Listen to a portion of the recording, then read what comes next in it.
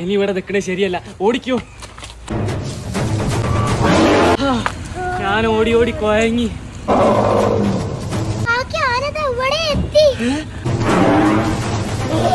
നമ്മളാകെ കുടുങ്ങിയല്ലോ. ഇനി നമ്മൾ എന്താ ചെയ്യാ?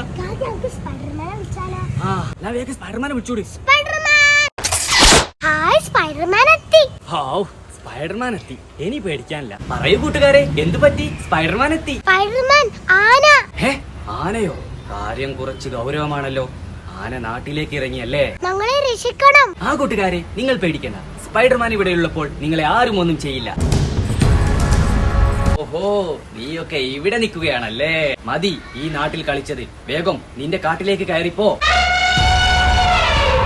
ഈ സ്പൈഡർമാനെ ധിക്കരിക്കുന്നു. നിങ്ങളുടെ ഞാൻ